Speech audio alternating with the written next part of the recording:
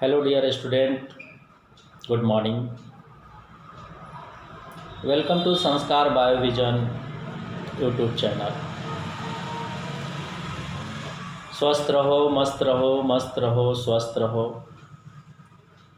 आज मैं exam purpose से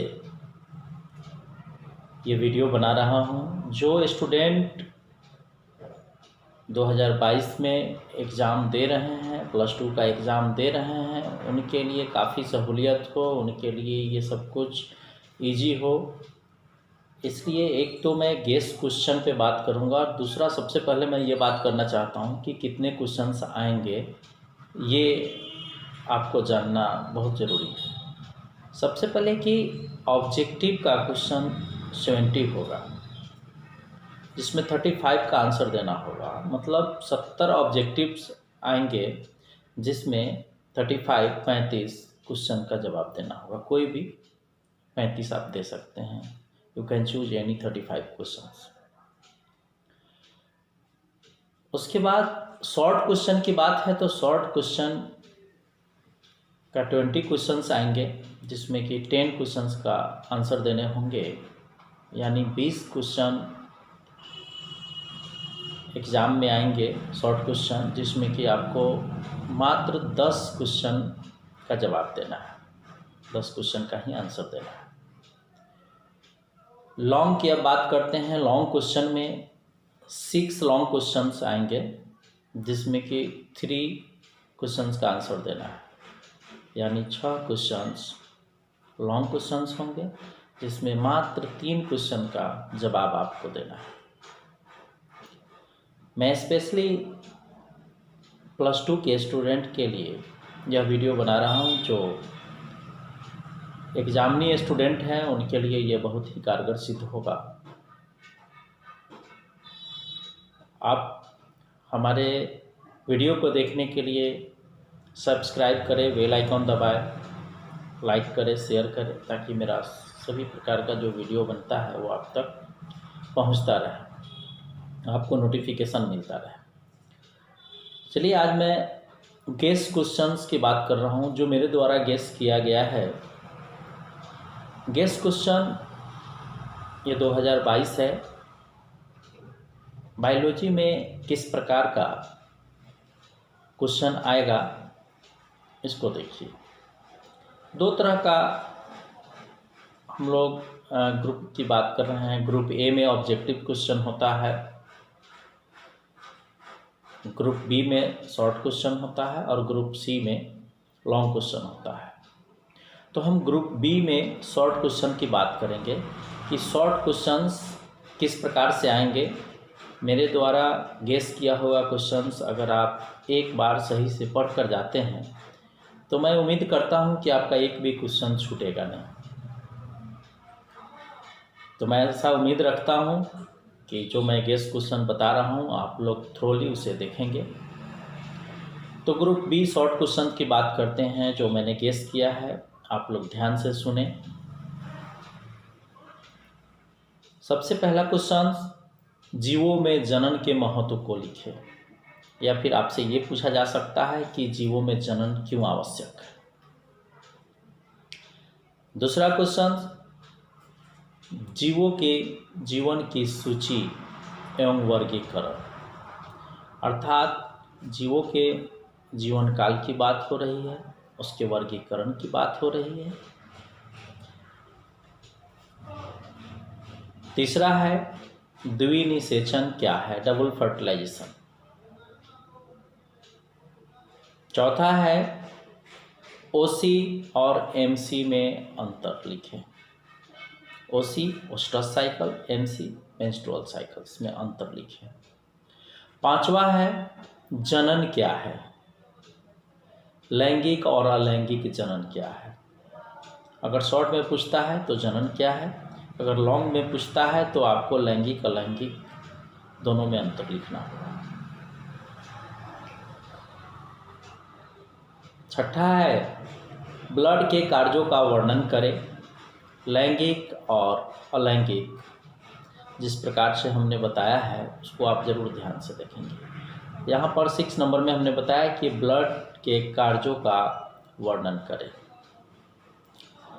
7 नंबर में डीएनए स्ट्रक्चर, डीएनए का फिगर आप लोग बना लेंगे ध्यान से। डीएनए वीवीआई है, यूट्रस वीवीआई है, स्पर्म वीवीआई है, ये सबको आप लोग ध्यान से बना लेंगे, मैं आगे भी और बताऊंगा।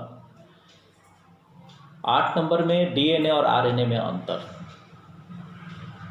8 नंबर फिर से सुन ले, डीएनए और आरएनए में अंतर। 9 नंबर एमटीपी क्या है, मेडिकल टर्मिनेशन ऑफ प्रेगनेंसी क्या है। 10 नंबर में आनुवांशिकी क्या है। 10 नंबर है आनुवांशिकी क्या है। 11 नंबर मेंडल का वंशागति सिद्धांत क्या है। मेंडल का वंशागति सिद्धांत क्या है।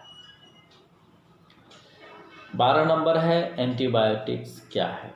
जब आप मेडिसिन पढ़े होंगे तो उसमें एंटीबायोटिक्स का जिक्र हुआ होगा, तो आप लोग उसे ध्यान से पढ़ेंगे। 13 नंबर है जैविक विकास क्या है। 14 नंबर है हरित क्रांति, ग्रीन एवोल्यूशन क्या है। हरित क्रांति क्या है, मैं बार बार इस पे जोर दे रहा हूँ, यानी हरित क्रांति को मन से पढ़ना है। मैं जितना भी क्वेश्चन बता रहा हूँ सब वीवीआई है। सहलग्नता क्या है, 15 नंबर में है सहलग्नता क्या है। 16 नंबर में है बायो फर्टिलाइजेशन की विशेषताओं को लिखे। बायो फर्टिलाइजेशन की विशेषताओं को लिखे।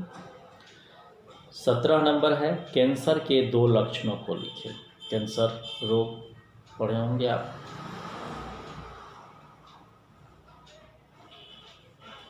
18 नंबर है प्रदूषण क्या है। अब प्रदूषण क्या है ये भी पूछ सकता है आपसे, या फिर आपसे ये पूछ सकता है कि ध्वनि प्रदूषण क्या है, वायु प्रदूषण क्या है, भूमि प्रदूषण क्या है, रासायनिक प्रदूषण क्या है, या फिर आपसे किसी भी प्रदूषण पे चर्चा कर सकता है, या किसी 2 प्रदूषण का नाम ले सकता है और उसमें अंतर स्पष्ट करने के लिए कह सकता है कि वायु प्रदूषण और भूमि प्रदूषण में क्या अंतर है। ठीक है, ऐसा भी हो सकता है कि आपसे प्रदूषण न पूछकर आपसे ये पूछा जाए कि प्रदूषक क्या है या प्रदूषक तत्व क्या है। ठीक है, इसे देख लेंगे आप लोग। 19 नंबर में है बंध्याकरण क्या है, इसके उपाय क्या है। बंध्याकरण क्या है, इसके उपाय। ठीक है, 20 नंबर में है जैविक रासायनिक विकास क्या है। जैविक रासायनिक विकास क्या है। 21 नंबर में है कुक्कुट पालन क्या है, जिसे आप मुर्गी पालन भी कहते हैं, मतलब पक्षियों का जो पालन होता है। ठीक है, कुक्कुट पालन क्या है, पोल्ट्री फार्म की बात हो रही है। ठीक है, 22 नंबर में है कृत्रिम संकरण क्या है। कृत्रिम संकरण क्या है। 23 नंबर में भोपाल गैस त्रासदी। आप लोग ध्यान से सुनेंगे, भोपाल गैस त्रासदी इस बार वीवीआई है, 100% आने का चांस है, क्योंकि भोपाल गैस त्रासदी के बारे में जो बच्चे क्लास किए होंगे उनको ये पता होगा कि मैंने उस गैस का नाम भी बताया था, मिथाइल आइसोसाइनेट और फॉस्जिन। आप लोग इसका ठीक से स्टडी करेंगे, बहुत ही शॉर्ट है। अब उसके आगे हम लोग बढ़ते हैं। 24 नंबर में मलेरिया या न्यूमोनिया रोग के बारे में लिखे। मलेरिया पूछेगा या न्यूमोनिया, अगर दोनों पूछता है तो कोई एक आपको लिखना है, ये कोई बहुत बड़ी बात है नहीं।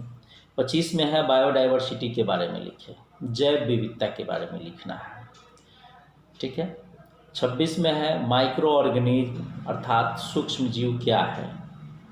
ठीक है, इसके लाभ को लिखे, इसके बेनिफिट्स को लिखना है आपको। 27 में है इकोसिस्टम्स क्या है, पारिस्थितिक तंत्र क्या है। ठीक है, 28 में इकोलॉजी, 28 में है इकोलॉजी क्या है, पारिस्थितिकी क्या है। 29 में है आहार श्रृंखला और आहार जाल क्या है। हो सकता है कोई एक ही पूछे आपसे कि आहार जाल क्या है या आहार श्रृंखला क्या है। हो सकता है कि आहार जाल और आहार श्रृंखला में अंतर पूछे, ठीक है, तो आप लोग उसे देख लेंगे, ठीक है। 30 में ट्रांसजेनिक के लाभ को लिखे, ट्रांसजेनिक के लाभ को लिखे, ठीक है। 31 है एसटीडी क्या है, सेक्सुअली ट्रांसमिटेड डिजीज क्या है। 4 एसटीडी रोग की पहचान और रोकथाम के उपाय को लिखे। हो सकता है कि यह लॉन्ग में पूछता है तो एसटीडी क्या है और 4 एसटीडी रोग, उसकी पहचान और उसके रोकथाम के उपाय को लिखने के लिए बोला। तो अगर शॉर्ट में है तो सिर्फ एसटीडी क्या है, या ये पूछ सकता है कि 4 एसटीडी रोग का नाम लिखिए, ठीक है, या 4 एसटीडी रोग के रोकथाम का उपाय लिखिए। अगर लॉन्ग पूछता है तो दोनों, ठीक है। 32 नंबर है मेंडल के नियम एवं प्रयोगों को लिखे, मेंडल के नियम एवं प्रयोगों को लिखे। 33 है टीबी टाइफाइड कैंसर का लक्षण, नियंत्रण और रोकथाम को लिखे। अर्थात टीबी हो सकता है, टीबी पूछे, टाइफाइड पूछे या फिर कैंसर पूछे, तो इसके लक्षण, नियंत्रण और रोकथाम का वर्णन करें, ठीक है। मैंने रोग में आपको पढ़ाया था डिजीज में कि जब भी डिजीज पूछे तो 3 चीज़ याद रखना है। सबसे पहले उसके सिम्टम को लिखेंगे, उसके लक्षण को लिखेंगे, फिर उसकी प्रिवेंशन रोकथाम को लिखेंगे, फिर उसके कंट्रोल को लिखेंगे, नियंत्रण को लिखेंगे। ये 3 टॉपिक को ध्यान रखना है, ठीक है, और उसमें पॉइंट करके जो आप लिख सकते हैं लिखना है, ठीक है। 34 है रोगों का प्रसार कैसे होता है, प्रसार अर्थात वो कैसे फैलता है, ठीक है। संक्रामक रोग किस प्रकार से फैलता है आपको ऑलरेडी पता है, इसके बारे में लिखना है। Biotechnology and its uses, biotechnology जैव प्रौद्योगिकी एवं इसके उपयोग के बारे में लिखेगा, ठीक है। हो सकता है कि ये पूछ दे। अब जो है इस चीज़ को ध्यान रखना है कि ये शॉर्ट क्वेश्चन हमने 35 बताया, तो 35 आपसे पूछा जा सकता है, ठीक है।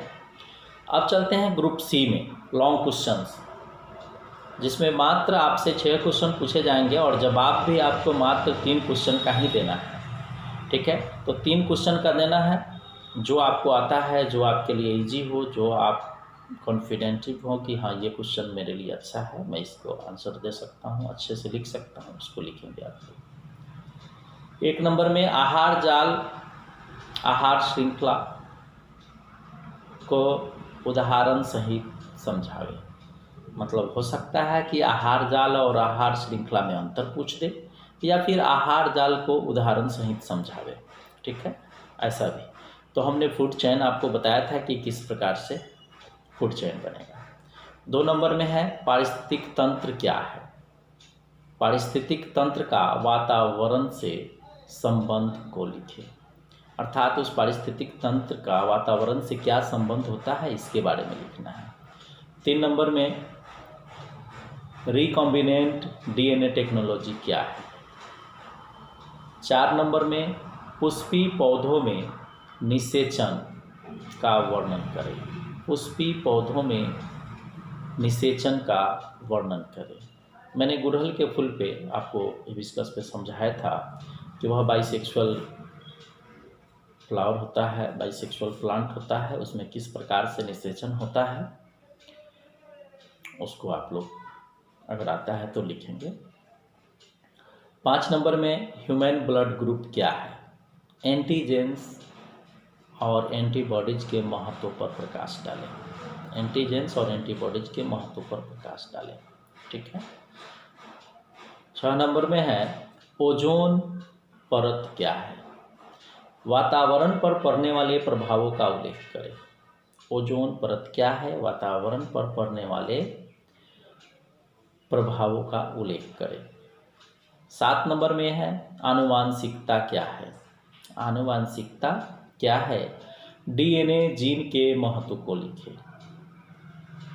8 नंबर में है प्रदूषण क्या है, मानव पर पड़ने वाले प्रभावों का उल्लेख करें। प्रदूषण क्या है, मानव पर पड़ने वाले प्रभावों का उल्लेख करें। 9 नंबर में है जैव विविधता क्या है, जैव विविधता के संरक्षण के उपाय क्या हैं? तो जैव विविधता जब लिखेंगे तो उसके संरक्षण के विभिन्न उपायों को भी लिखना होगा, क्योंकि लॉन्ग क्वेश्चन है। 10 नंबर में जीव एवं समष्टिया क्या है? जीव एवं समष्टिया क्या है? 11 नंबर में है गर्भ निरोधक की विभिन्न विधियों का उल्लेख करें। गर्भ निरोधक की विभिन्न विधियों का उल्लेख करें। 12 नंबर में है जनन स्वास्थ्य क्या है? गर्भस्थ महिला को किन किन बातों पर ध्यान देना चाहिए? जनन स्वास्थ्य क्या है? गर्भस्थ महिला को किन किन बातों पर ध्यान देना चाहिए? 13 नंबर है जीवाणु एवं विषाणु में क्या अंतर है? जीवाणु एवं विषाणु में क्या अंतर है? 14 नंबर है डार्विनवाद पर प्रकाश डालें। डार्विनवाद पर प्रकाश डालें। 15 नंबर है नाइट्रोजन चक्र क्या है? हो सकता है कि नाइट्रोजन चक्र के जगह पे सल्फर चक्र आपसे पूछ दिया जाए, तो नाइट्रोजन चक्र और सल्फर चक्र दोनों को आप लोग देखेंगे। इस प्रकार से ग्रुप सी में हमने 15 क्वेश्चन गेस किया है, जिसमें एनी हाउ 6 क्वेश्चन आपके रहेंगे ही रहेंगे। उसमें 3 क्वेश्चन का ही आंसर देना होगा। मैंने जो भी क्वेश्चंस आपको बताए हैं सभी VVI हैं, आप लोग मन से पढ़ें। मैं उम्मीद करता हूँ कि आप लोग का रिजल्ट बहुत ही अच्छा हो, सराहनीय हो। और मैं एक बार फिर से कहना चाहता हूँ कि मेरे प्रिय विद्यार्थियों, आपके साथ आपके टीचर का नाम जुड़ा हुआ है, आपके माता पिता का नाम जुड़ा हुआ है, आपके फैमिली मेम्बर्स से लेकर आपके रिलेटिव्स, आपके फ्रेंड्स का नाम जुड़ा हुआ है। जब आप अच्छा करते हैं तो इसका संदेश सबको अच्छा जाता है, सुखद होता है। आपके आने वाली पीढ़ी, आपके जूनियर स्टूडेंट्स आपसे इंस्पायर होते हैं। अगर कोई अच्छा नहीं कर पाता है तो उसे सामाजिक ताना के साथ साथ बहुत से ऐसे समस्याओं से जूझना पड़ता है, पारिवारिक, सामाजिक या अन्य किसी प्रकार से, जो शायद असहनीय होता है। मैं ऐसा चाहता हूँ कि आप सभी मन से मेहनत करें। हो सके तो मेरे द्वारा किए गेस क्वेश्चन जो किए गए हैं उसको आप लोग मन से पढ़ें और मन से लिख कर आएँ।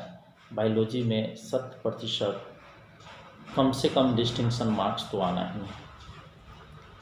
तो मैं ऐसा उम्मीद करता हूँ मेरे प्रिय विद्यार्थियों कि आप लोग मन से पढ़ेंगे। अपने टीचर, अपने माँ बाप, अपने फ्रेंड्स, अपने रिलेटिव्स सभी को आपका नाम लेने में गौरव महसूस हो, सभी गौरवान्वित महसूस हो। इसके लिए आपको अच्छे से मेहनत करना है, लगन से पढ़ना है। आज 23 जनवरी 2022 है और 1 फरवरी 2022 से +2 का एग्ज़ाम शुरू है। बहुत ही कम समय है, मेहनत ज़्यादा से ज़्यादा करें। डियर स्टूडेंट्स, अगर ये मेरा वीडियो पसंद आया हो, सब्सक्राइब करें, लाइक करें, शेयर करें। स्वस्थ रहें, मस्त रहें। जय हिंद, जय भारत।